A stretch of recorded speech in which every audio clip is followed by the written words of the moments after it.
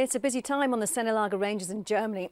Not only are 20th Armoured Brigade in full training ahead of deployment to Afghanistan, but 4-2 Field Engineer Squadron, who returned from there last May, have just started their training cycle again.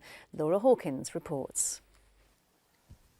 This method of mine clearance isn't something you'd see the engineers carry out in Afghanistan, but unlike most of the training that's taking place here on the Sennelager Ranges at the moment, this isn't mission-specific training for 4-2 Field Engineer Squadron. They're going back to the very basics.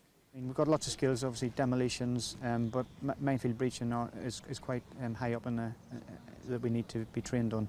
And the guys don't touch it, sometimes for a year at a time. So this is really the first chance my guys have had for over a year to do it. The squadron returned from Op Herrick 14 last year, and after some well-deserved R&R, they then went to Canada on exercise Warpaint from January to April.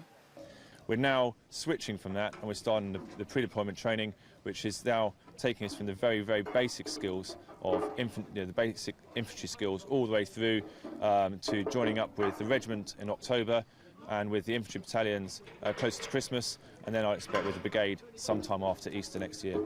When these troops deploy on Op Herrick 17 later next year, route clearing, demolition and building bridges will be daily tasks. Any weak culverts or weak bridges along a route will need to be dealt with as quickly as possible. So from now and for the next 16 months, bridge building exercises will be a common occurrence. This medium girder overbridge is one of the most common pieces of field engineering equipment that the 4-2 Field Squadron will use whilst out in theatre. And from start to finish, it will only take half an hour to fully assemble. The training is important, obviously. They're doing it at the moment with the full kit on webbing and rifle, because that's what we're going to use in theatre and on ops. So it's basically training without that and then building up, so training with it. So it is very realistic.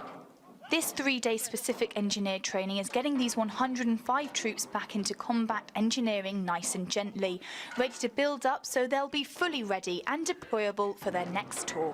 Laura Hawkins, Forces News, Sennelager.